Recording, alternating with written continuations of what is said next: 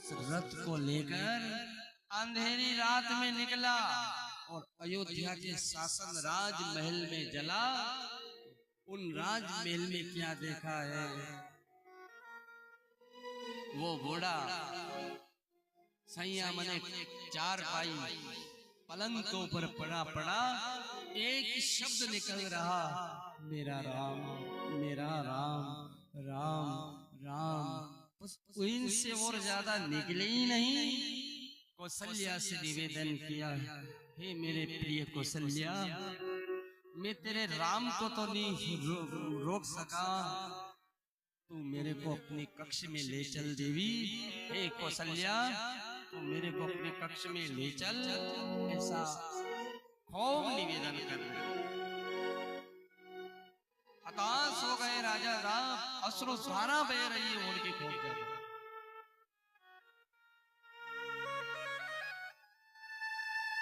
राजघराना का मामला था मेरे भाई बहन, राजमहल का मामला था। होनी अनहोनी ये कोई रोकने वाला नहीं मिला हुआ। स्वयं परम पिता परमात्मा मौजूद थे, फिर भी बोलो अनहोनी को कोई रोक सका? राम अगर चाहते तो अपने पिताजी को नहीं जाने देते। ये अपन भले अनर्गल बात करी सका अपन, अरे साहब ऐसा हुआ नहीं, ऐसा हो गया गांव के अंदर। सुबह हमको कोई कह रहा था यहाँ, भैया यार भगवान जाने अपनी कथा में पानी क्यों आवे हो? बोलो अब पानी कहीं अपन कहीं ऊपर गया था क्या यार कि तू कथा में आई जाए यार? अब करी नहीं अनर्गल बात करी कि नहीं करी? बोलो आप। अब यूं तो भादवा महीना में अपने कोरोना गांव में भी कथा करी, वहां भी लोग थे। अब वो 11 साढ़े 11 बजे पानी खुली जाए, 4 बजे पानी शुरू हो जाए, तो वहां भी लोग यार कथा में पानी खुली जाए, पानी बाद भी क्यों बरसी रही हो, कई कारण है इनको? बोलो अब ये क्या है? जड़ की जतरी मती हैगा साहब, मती तो बात करेगा। बुद्धि हो आगे तो इतनी बात ही नहीं करें कि प्रकृति किसी का पाप से रोक सकती है। या आप बेटे हम बेटे ने मेरा नंबर आ जावा जाने का तो तुम रोक सकते हो? कोई नहीं रोकी सके साहब, वो तो ईश्वर टेक रखे, वही सबसे बड़ी चीज है। यहाँ अपन 550 150 बेटा किसका बुलावा ले ले, वो बदनाम किसका होगा? बोलो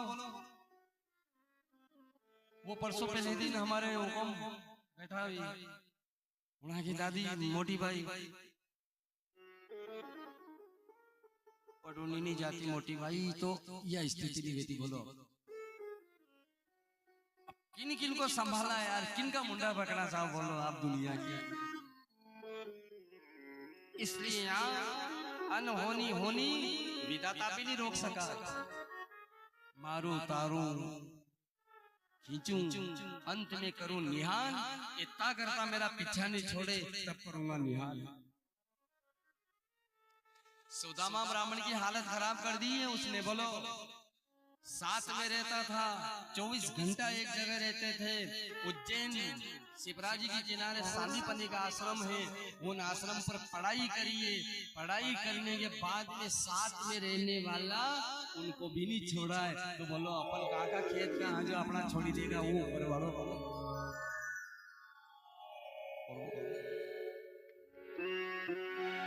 दुखी आत्मा हो गई कौशल्या, इससे में सुमंत को देखते ही चक्रवर्ती जैसे फसल सूख जाती है और थोड़ा पानी मिल जाता है, ऐसे कैसे सुमंत को देखा। महाराज जी के हृदय के अंदर थोड़ी तसल्ली हुई। पास में बिठा कर कहा, मेरा राम को कहाँ किधर है? उसने एक ही जवाब दे दिया, महाराज हर बार आपकी आज्ञा का मैंने पालन किया है, पर आज मैंने आपकी आज्ञा का उल्लंघन किया है, इसलिए मैं आपका दोषी हूँ। जो इन सुमंत को जो दंड देना चाहो आप मेरे को दंड दीजिए।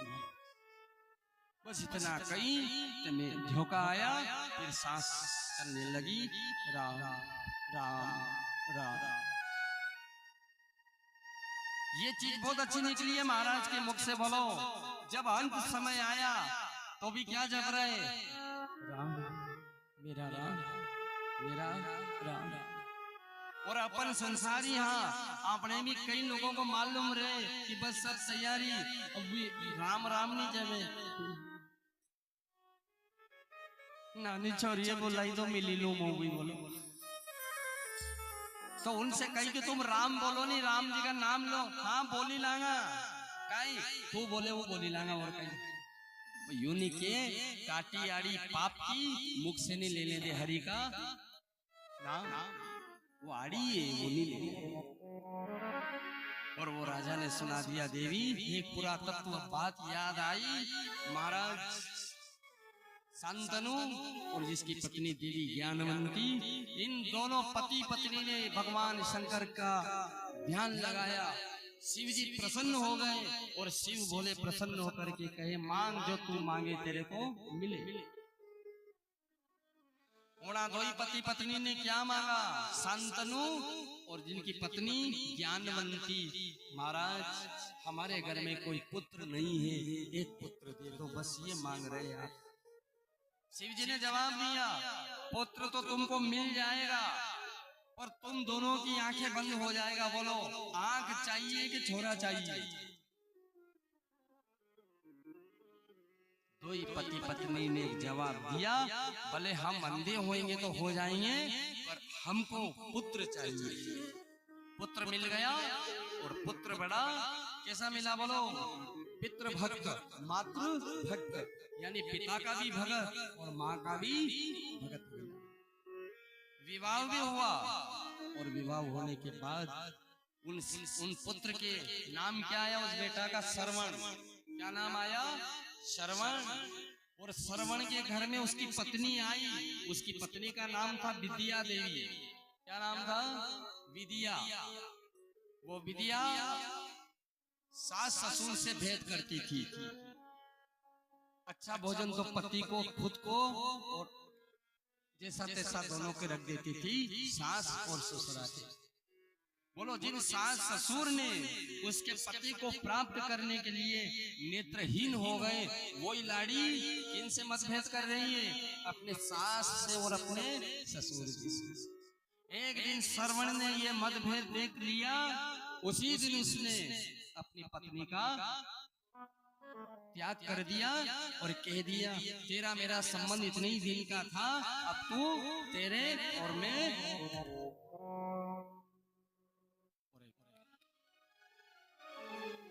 दोनों को तीर्थ यात्रा के लिए ले गया। जगदीशपुरी का दर्शन हुआ, रामेश्वरम का दर्शन हुआ, बद्री विशाल, बद्री का आश्रम, केदारनाथ, गंगोत्री, यमुनोत्री, इन सब तीर्थों का दर्शन किया। अयोध्या की पावन भूमि पर जब आया, उस समय महाराज युवावस्था में थे। महाराज युवा मने जवान, पेरा लगा रहे थे और धनुष की नोक से जिनकी ब्रह्म बालक उसकी हत्या हो गई। और ऐसी हत्या हुई कि उसने कही महाराज मुझे मरने का कोई गम नहीं है, पर मेरे माता पिता प्यासे नहीं मर जाए, इसलिए उन दोनों को तुम पानी पिला दो। वो पानी का घड़ा लेकर के उन श्रवण के जो माता पिता थे, अंधा अंधी, उन दोनों को पानी पिलाने के लिए गया, पर राजा का हाथ कांपने लगा।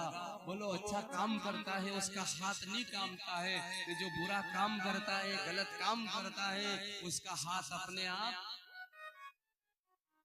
कांपता है। दुखी हो गया और बोला, श्रवण की माँ ने जवाब दिया ये कौन है तो ये बता दे। इतने संतों ने जवाब दिया बेटा श्रवण तो देर से आया, हम तेरे ऊपर नाराज नहीं होंगे बेटा, तो हमारी आंखों का कौन है? बुढ़ापे का सहारा तू है। तेरे को थोड़ी देर हो गई है, कोई दिक्कत नहीं है, हम तेरे ऊपर क्रोध नहीं करेंगे बेटे, ला पानी पिला। उस समय दशरथ पानी पिलाने लगा पर हाथ कांपने। ज्ञानवंती ने जवाब दिया तू मेरा बेटा नहीं हो सकता है, तू कोई और है, तू बोल। उस समय दशरथ ने कहा पहले पानी तो पी लो, उसके बाद में अपना नाम बताऊं। शांतनु ने जवाब दिया अरे मूर्ख, तो क्या पानी पिलाएगा? पानी तो मेरा बेटा ही मेरे को पानी पिलाएगा, बाकी दूसरे का हाथ का हम पानी। साफ शब्दों में राजा ने कह दिया कि मेरे हाथ से गलती हुई। गलती की बात सुनी तो श्रवण की मां ने उसी समय जल लेकर कारे मूर्ख, जिस माँ को तूने पुत्र विहीन बनाया है, जिस माँ को तूने पुत्र से विहीन बनाया है, हमारे बुढ़ापा का सहारा था, वो सहारा तेरे तीर तेरे बाण ने छीन लिया है। जा हमारी भी ये कामना है, जिस योग में हम दुखी हो रहे आज, ऐसी स्थिति एक तेरे ऊपर आ जाएगी कि तू तड़प तड़प के मरेगा, तू तड़प तड़प के मरेगा। संतों ने देख लिया कि जब बेटा मर गया, पत्नी मर गई, अब मैं भी जी के क्या करूं बोलो। उसने भी उसी समय प्राण श्राप दिया। वो राजा सुनाने लगा, देवी कौशल्या वो अंधा अंधी मेरे को श्राप दे रहा है, कभी हो सकता है उनके श्राप से तो मेरा प्राण तो नहीं निकलेगा। तड़प तड़प करके ये तकलीफ हो रही है।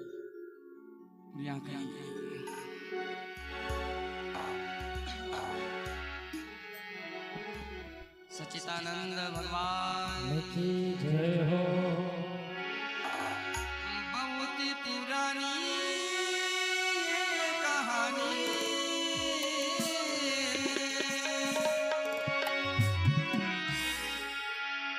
सरयू नदी के पास प्यास लगी थी, प्यास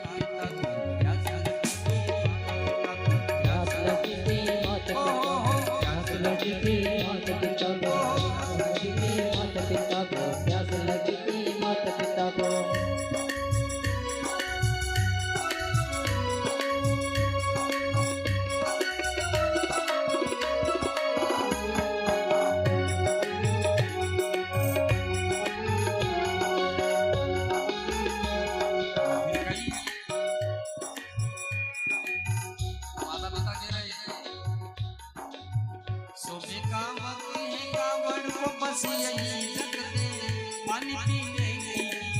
को पूरी तो कर दे, सुबह का वक्त था कांवड़ को बस पानी पीने की हसरत को पूरी तो कर दे, पानी पीने की हसरत को पूरी तो कर दे, पानी पीने की हसरत को पूरी तो कर दे।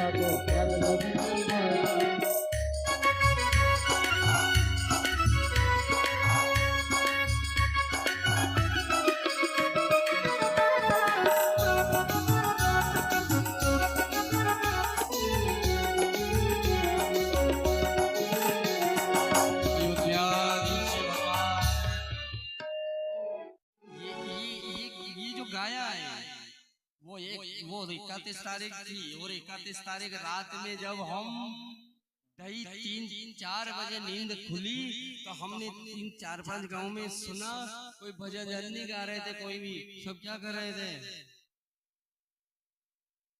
फटाका अलग छोड़ रहे थे ने वो कह रहे थे झूम बराबर